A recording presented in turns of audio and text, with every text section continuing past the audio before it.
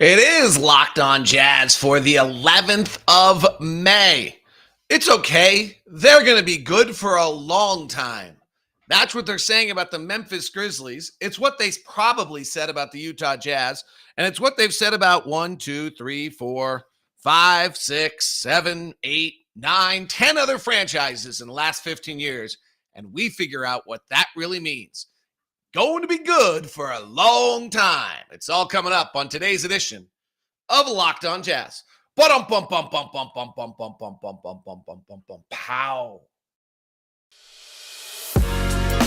You are Locked On Jazz, your daily podcast on the Utah Jazz. Part of the Locked On Podcast Network, your team every day. How are you? I'm David Locke, radio voice of the Utah Jazz, Jazz NBA insider. This is Locked On Jazz, your daily podcast on the Utah Jazz, giving you insight, expertise, geeky numbers, and hopefully making it way better to be a Jazz fan each and every day. Today's edition of Locked On Jazz is brought to you by Prize Picks. PrizePicks.com. Use the promo code NBA to go to the App Store, download the app. Prize Picks, your daily fantasy made easy. Thanks very much for making Locked On Jazz your first listen of the day. We are free and available on all platforms. We're going to play a little game today on YouTube when we run through a good for a long time team. I'm going to want you to write a Y for success and no for no success. If you're watching this on YouTube today in the comment zone, just kind of see what everyone's perspective on things are. And thanks very much for tuning in. If you're on any of the podcast platforms, super appreciate it. Hopefully you'll get the same experience. If you're on YouTube, please comment as the show goes along. All right, so here's the concept. Memphis is in the second round. They're battling. Ja Morant gets this injury. It's brutal.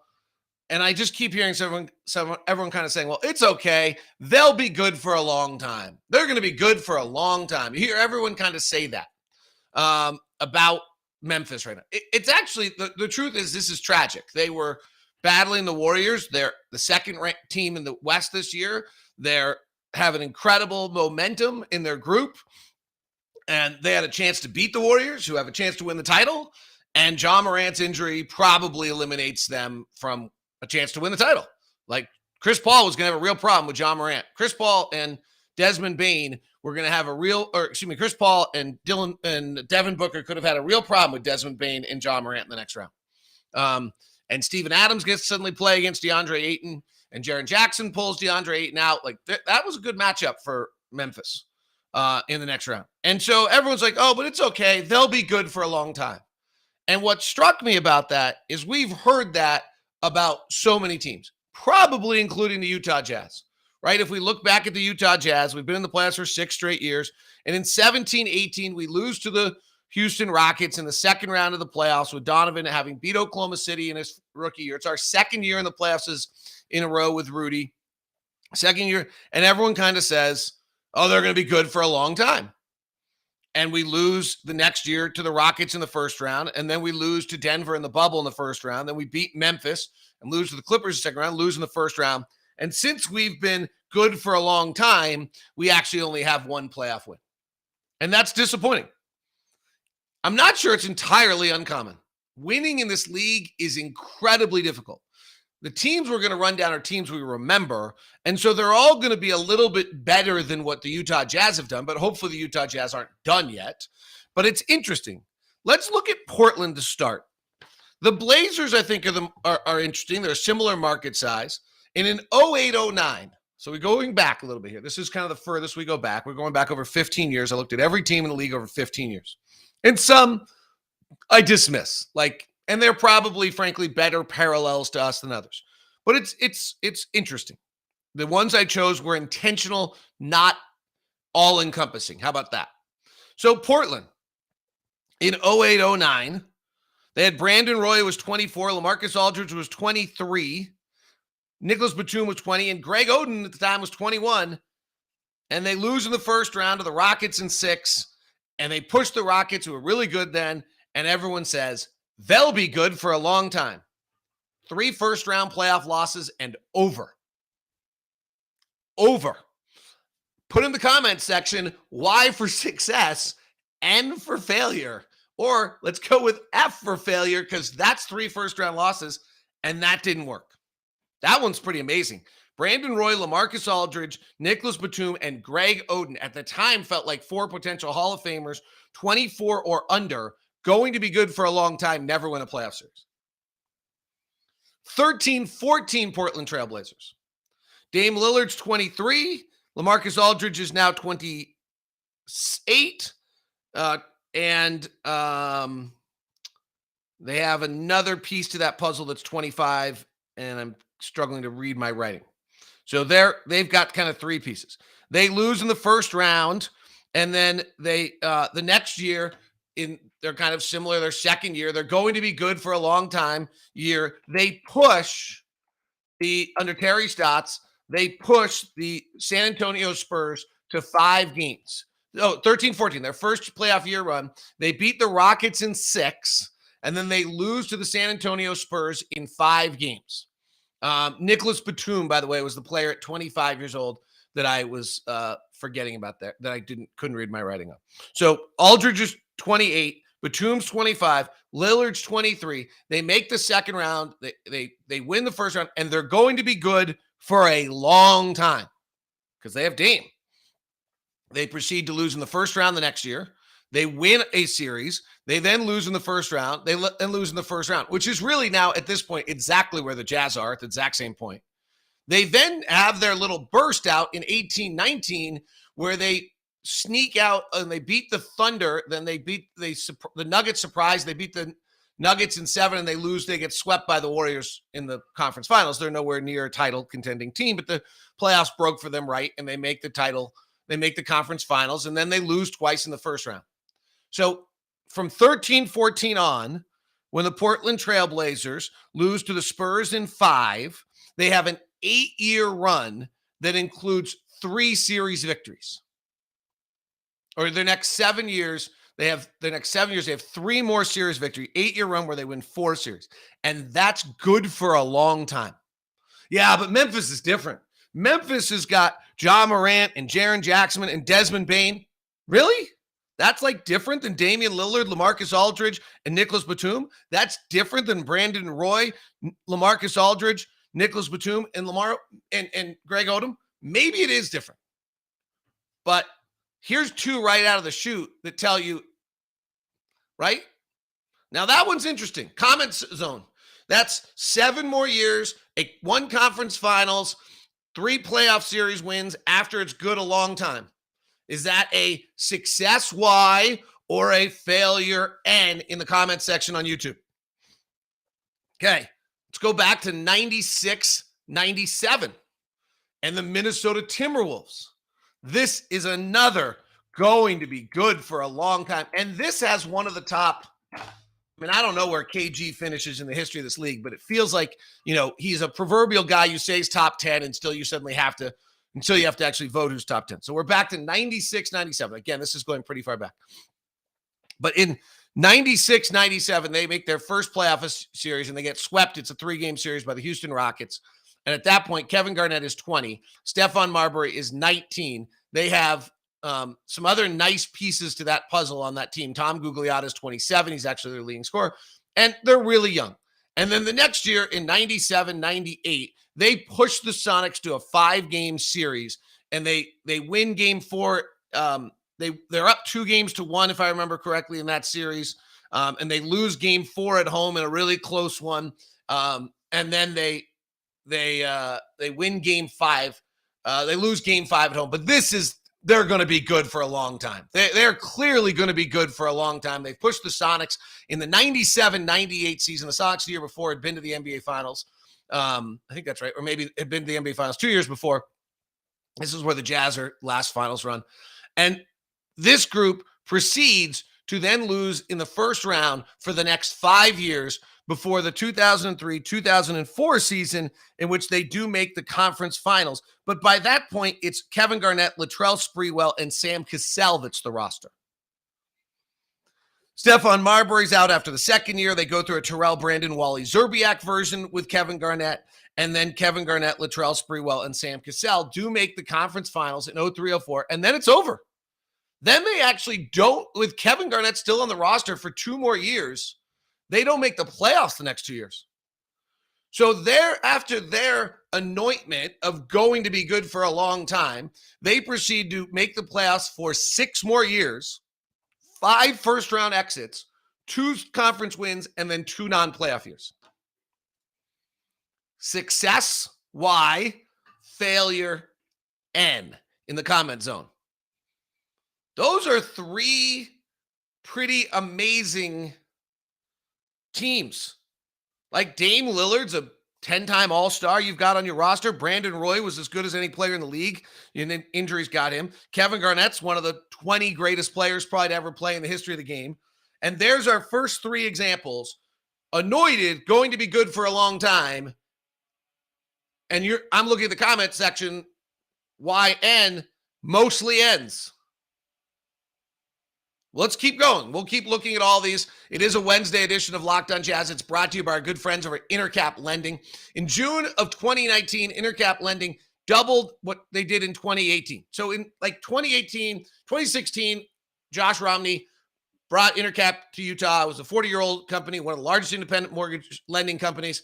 And in 2019, they had taken all of their 2018 and doubled it. And it was like, oh, they're really rolling. And they have just kind of continued on that path time and time again. It's got to be unbelievable for Brock, their CEO, to sit down and look at what they've done, but they just keep going. I mean, when they first started, they had a branch.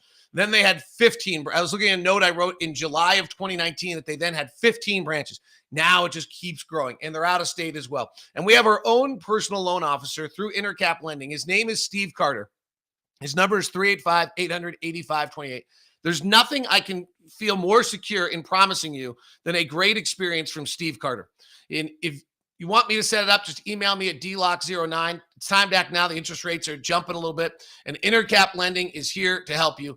Call Steve Carter. Tell him you're Locked On Jazz. Get the corporate discount at 385-800-8528. Intercap Lending, NMLS number 190465. For more information, visit intercaplending.com. Today's show is also brought to you by Athletic Greens right here. Good morning. A little AG1 for the body. There it is. Had my morning AG1. Fire you up. Gives you all the nutrients you need. An incredible collection of, what is it, like 75 high-quality vitamins, whole food source superfoods, probiotics, all for you to start your day right. And when you think about going to the juice store or one of those kind of things, it's what, $10, $12 to get like a good smoothie now. So you get Athletic Greens, and it's really less than $3 a day investing in your health. It's cheaper than a lot of things out there. It's probably cheaper than your latte as well, or your chai tea, or whatever you get that's all right for you. Over 7,000 5-stars are recommended by professional athletes. It is right now, it's time to reclaim your health and arm your immune system with a convenient daily nutrition. It's just 1 scoop in a cup of water every day. That's it. No need for a million different pills and supplements. So make it easy. Go to Athletic Greens and give yourself a free 1-year supply of immune-supporting vitamin D and a 5 free travel packs with your first purchase. All you have to do is go to athleticgreens.com/NBA Network. Again, that's athleticgreens.com/NBA Network to take ownership over your health and pick up the ultimate daily nutritional insurance. Cheers to those of you having a little AG1 with me this morning. Thanks very much for making Locked On Jazz your first listen of every single day. Our NBA draft show is Locked On NBA Big Board. Rafael Barlow's leading it. It's available for you as your second listen every single year. All right, let's continue. This one's just stunning. This one is maybe the greatest going to be good for a long time failure in NBA history. It really might be. In 14-15, the New Orleans Pelicans, this is amazing. And because he's won a title, he's going to get a pass on this. In 14-15, the New Orleans Pelicans made the NBA playoffs against the Golden State Warriors, and they got swept. But Anthony Davis averaged 32 points and 11 rebounds, and everyone said, and the Warriors were great. That was Steph, Clay, Draymond, Harrison Barnes, Andrew Bogut. Like, they go to win it. And everyone said, like, they're going to be great for a long time. Anthony Davis is the next coming. First of all, they fire Monty Williams, which in retrospect certainly looks like a mistake since he's coach of the year. They then don't make the playoffs the next 2 seasons. In 17-18, they make the playoffs. They blow out the Portland Trailblazers in the first round. Anthony Davis has another amazing playoff series. He averages 33 points, 12 rebounds. They're rolling. They go up against the Warriors again and get smoked. And they're still really, really young at this point. At the 17-18 season, Anthony Davis at this point is still 24 years old. So guess what? They get anointed a second time. Going to be good for a long time. And you know what they do? Never make the playoffs again. And they have Drew Holiday also. By the way, go punch N in the comment section. N. Okay. The most fascinating retrospective, good for a long time are 2 teams. One I actually think is very similar to the Utah Jazz we have left. Another is a player is the process. We'll look at that. Another's kind of is another similar market to Utah. Those are 3 of the ones left. And then we have 2 that have the greatest players in the game at the time that they're going to be good for a long time. Where do we start? Do we go with the 2 superior players? Do we go with the 2 similar market sizes? Or do we go with the process? Let's go with the superstar players because they do have some real success here. These might be wise. So the Thunder, the Oklahoma City Thunder, Sam Presti goes on the single greatest drafting stretch in the history of the game. In 3 consecutive drafts, he drafts an MVP. I mean, it's like, just chew on that for a second. It's incredible. And the Oklahoma City, in the 09-10 season, make the playoffs for the first time. They push the Los Angeles Lakers in 6 games. They lose. Kevin Durant's 21. Russell Westbrook's 21. James Harden is 20. Jeff Green is 23. And shall we all say it together? They're going to be good for a long time. And they were. Let's see what you think of it, though. They go to the conference finals the next year, even ascending even more. They're very similar to Memphis at this point. In the 11-12 season, they lose in the finals. So they're tracking. They then lose in 12-13 in the first round, and in 13-14 they lose in the second round. So in the 4 years post their first little run, or in the case of Memphis, it's really their second run, but if you give them that first year also, they proceed to make the playoffs for the next 4 years, and they win 3, 6, 7 playoff series. Pretty great. With 3 MVPs, right? With a level of talent unprecedented. I don't think there's another team in the history of the NBA that's had 3 players that won an MVP in that short a period of time that we're on it. Now, there's some other teams where you bring some guy in the last stage of his career, and maybe. They then don't make the playoffs in the 14-15 season. And then they make the conference finals again in 15-16. And then it starts to fall apart because they lose in the conference finals and Durant leaves. And then they proceed, then it falls apart. So with 3 of the greatest players in the league, they after their second round loss in their third, after they lose in the final, they go to the conference finals, lose the finals, they lose in the second round. They then trade Harden. So it lasts for 3 seasons as that collection. They make the conference finals. They miss the playoffs. They make the conference finals. So the going to be good for a long time with Durant, Westbrook, Harden turns out over the next 6 seasons, an NBA Finals, 3 conference finals, 1 non-playoff run, and then it's over. Over. Then they go out in the first round for 4 straight years with Westbrook. Over. Success, why? failure N in the YouTube comment section. Success Y, failure N, going to be good for a long time was 6 years. No NBA title, but a finals, 3 conference finals. I'm going to go yes, but it's only 6 years. It's only 6 years. Like, that's incredible. Okay, let's look at the other one that had one of the great players in the NBA, the most dominating offensive player, maybe the greatest offensive player the game had ever seen for the run he had here, and that's James Harden. So Harden gets traded, and they lose in 12-13 to the Thunder in 6 in his first year. I'm not sure everyone thinks they're going to be good for a long time. The next year, Harden begins to get going under Kevin McHale. It's their second year, similar to where the Grizzlies are right now, similar to where we were when we beat the Thunder in Donovan's rookie year. And they lose in the 13-14 playoffs, also in the first round of Portland 6. But now it's clear, like, oh, Harden's amazing.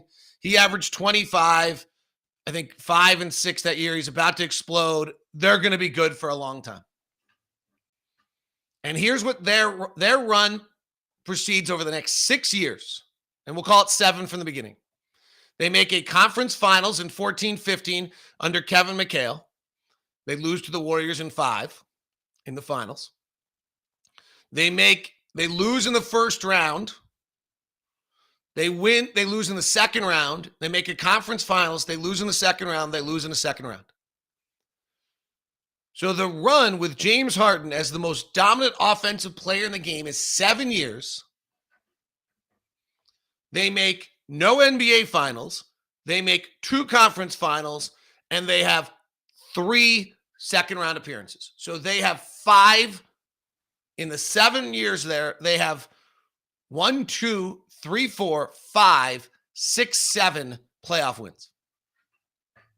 And they're the best player, the most dominant offensive player in the game, MVP. They win 65, 53 games. They're winning, 50, they're winning 67, 80% of the games almost at 1 year. What do we think? So going to be good for a long time, proceeded to be 7 more years, 2 conference finals, 3 second rounds, and 2 first round outs.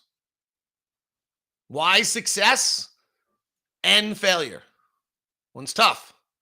Why success and failure? This is with one of the 3 best players in the game. Now let's go look at 2 similar markets to the Utah Jazz. This next team we're going to look at, I think, is the most similar team to the Jazz with some things we really can learn for the future. Today's show is brought to you by our friends over at Built Bar. Oh, white chocolate. The birthday cake puff is out. The reviews I'm hearing are incredible on the birthday cake puff. They are available right now with the promo code LOCKED15. You get 15% off. They're sold out of the granola bars. This place is so popular, like you've got to jump on things. Coconut marshmallow churro and banana cream pie are also available. Can be bought as puff mix boxes. The regular flavors are all still there, as you have your usually 130 calories, 2.5 fat grams, 4 grams of sugars, and 17 grams of protein. Whether it's for a protein bounce or whether it's a little treat in the middle of the day, it is Built Bar, and it's a perfect answer. Protein bar, candy bar, quite frankly, hard to tell, but without question, my favorite in the middle of the day snack I can have. It is Built Bar. Go to Built.com, promo code LOCKED15. Get you taken care of with 15% off your entire order. Continuing on our road of teams that were going to be good for a long time. Thanks very much for tuning in to Locked On Jazz, making Locked On Jazz your first listen of the day. If you're a Major League Baseball fan, hard to keep up with everything. Locked On Now is recapping all the games for you throughout. Side note for those of you on YouTube, I look at my hair before the show starts. I'm like, who cares? And then I get like halfway through the show and every insecurity kicks in. Like, why did I do something about my hair? And then my office is a total pigsty, but I actually cleaned it the other day. So my usual 3 hats, 6 different aspects are around. All right, some of the comments that are coming in right now, just quickly before we go to the team that I think is most similar to the Jazz. Any team that lost to Kevin Durant, Steph Curry, Warriors, I can't call a failure. That was pretty much an unfair team, in my opinion. It's a really good point by Spencer. Dalen says, this is why I agree with David's goal of getting the Final Four each year, because that ain't so based on injuries, luck, style, matchup, etc. But you give yourself a consistent chance. This is always what I believed. I'm sure Justin Zanuck, Danny Ainge, Ryan Smith, Quinn Snyder, Donovan Mitchell, Rudy Gobert would tell me to go screw it. I would build, if I was in their chairs, I would build a team to make the Final Four in my conference, win a playoff series. Now, we haven't done that in what? 2, 3 of the last 4? Right. Okay. So that's fair. That means we need some, I would want some deep assessment of like, why haven't we in the last 3 and 4 years been able to reach that level? But to me, that I think that's your standard. And this is showing you how incredibly hard that is, because these are teams that are going to be good for a long time. Garrett says, I think championship or bust mentality is a little unfair. The only one team can win it every year. It's tough. You can still have a successful year if you don't win a chip. And then, of course, Macho Man Jake Abbott says, championship or bust. No medals for second place. Doesn't mean we aren't proud of the Jazz, but the goal is to win the championship. Jake, that was unfair, but it was for the sake of entertainment. But it was funny because someone laughed when I did that. All right, so let's get to it. The Atlanta Hawks.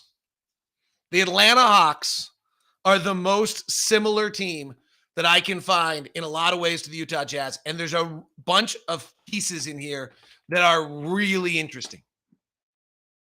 So let's walk through it. In 07-08, they lose in the first round in 7 games to the Boston Celtics in a sweet series. The Celtics actually go on to win the title. The Hawks stun the Celtics in game 6 that year, 103-100. And then game 7, if you ever listen to Bill Simmons, never shut up about the Celtics. They talk about this game 7. It's like, oh, the Celtics finally clicked in and they beat Atlanta 99-65. They crushed them. But that Atlanta team was Joe Johnson, Josh Smith, Al Horford, and Marvin Williams. And Joe Johnson was, I think, 26, and Josh Smith was 23, and Marvin was 22, and Al Horford was 22. And Joe Johnson averaged, they were all very good in that series. It was like this was their coming out party in 07-08. And then in 08-09, they beat the Miami Heat of Dwayne Wade and the Miami Heat in 7. So it was like the ultimate example of the fact that they broke through to the other side and they busted through it, and they had home court that year. After finishing second, they actually are the Memphis Grizzlies at this point, frankly. And then they get swept in 4 by the Cleveland Cavaliers in 08-09. But under Mike Woodson, they are, shall we say it together, going to be good for a long time. And what do? They get out in the 09-10, they get out of the first round. They lose. In 10-11, they get out of the first round and they lose. In 11-12, they lose in the first round. They switch coaches. They get less good. They go from Mike Woodson to Larry Drew. And in 12-13, they lose in the first round. And then in 13-14, they've added Mike Budenholzer and they lose in the first round. So in the next, depending which year you want to say they're going to be a good long time, let's go back. Let's go to the Celtics and give them credit. In their next 6 seasons, they win 3 playoff series and then they lose 3 in the first round. And then they break through. They have that incredible 60-win season in 14-15 with Mike Budenholzer as the head coach, and they make it to the conference finals, and they lose to the Cleveland Cavaliers. And then the next year, they win a first-round series. And then the next year, they lose in the first round, and it's over. And they pull the plug.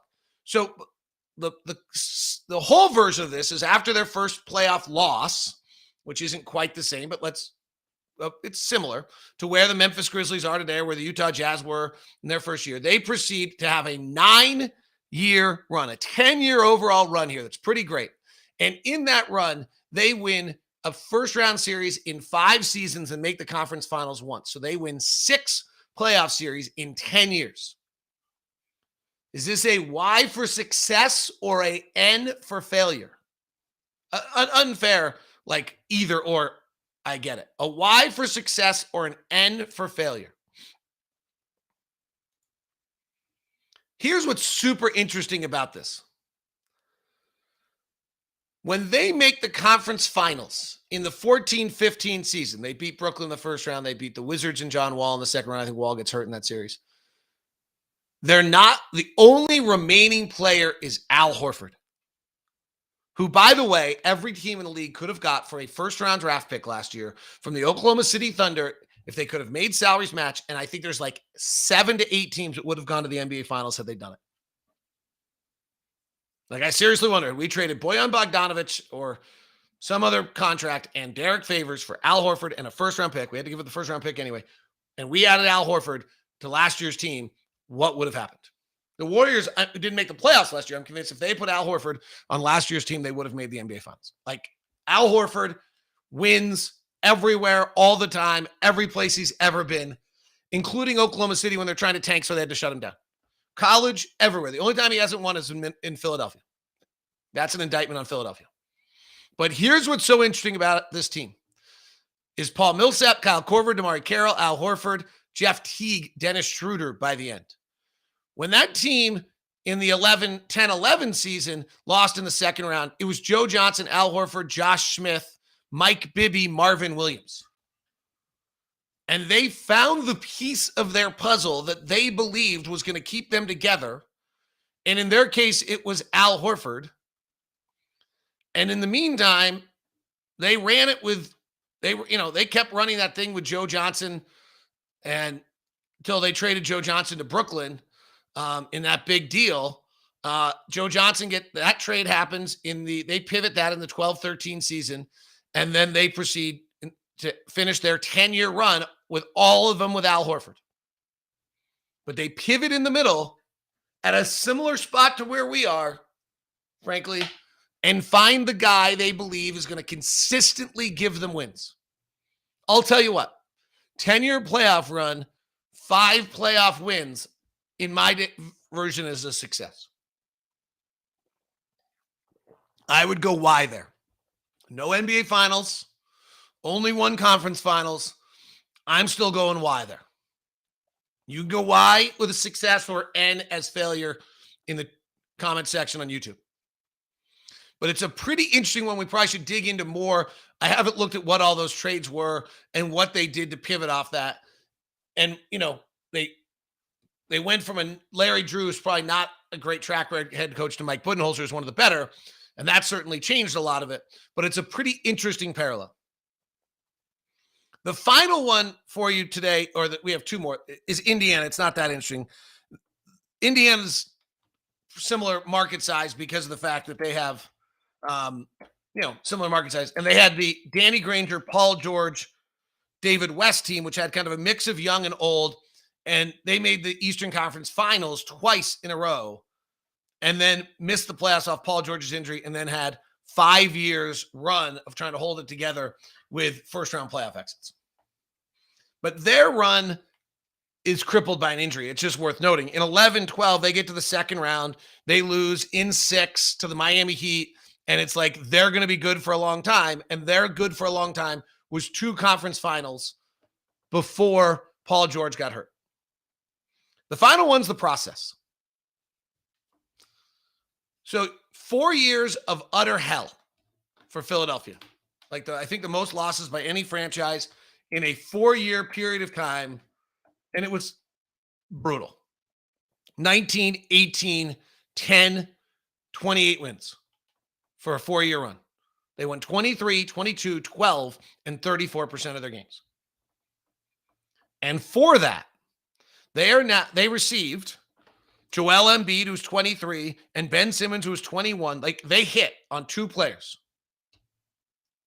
One of them turns out to have some issues, and they had issues together. And as of this moment, when they lose the round that they're in right now after last night's loss, that seems likely, they will be 5 years into the process with 3 playoff wins and no conference finals and an MVP candidate and one of the greatest players in the world. Y for success, N for failure. 5 years, 3 playoff victories, no conference finals for the process. So for 4 years of hell, you at this point have 5 years and 3 first-round playoff victories. I know the process sounds fun. Y for success or N for failure. How many of you voted a Y anywhere in that process? We looked at 1, 2, 3, 4, 5, 6, 7, 8, 9, 10. Blazers twice. 10 different franchises who were going to be good for a long time. And how many of you voted Y at any point in that process? Oklahoma City Thunder? Draft 3 MVPs in 3 years? Is that what you have to do? Probably. Like, that's a Y, I think. I think Houston's a Y. I think Atlanta's a Y. I'm more generous than you guys are. Generally, I think I'm more generous than you are. How many Ys did you vote? And the Utah Jazz are at 6 straight years in the playoffs. 3 first-round victories. Right? I think that's right. Yep. Clippers, Thunder, Memphis. And no conference finals. Are we a Y or an N at this point? And does looking at where the other 10 good for a long time's team change your perspective? We'll dig more into the Hawks as the week goes on. We'll dig more into some other Donovan, Rudy trades. I'm probably not doing a show on Friday because I'm going to be in a condo with my family, and my daughter's tea time's not till the afternoon, which means I have to wake everyone up in the house, and that seems like a really bad idea. Thanks very much for tuning in. This has been Locked on Jazz. Hopefully you have yes on today's show, not no on today's show. Thanks very much for tuning in. Thanks for making us your first listen of the day. Locked on NBA big boards. Get ready for the draft.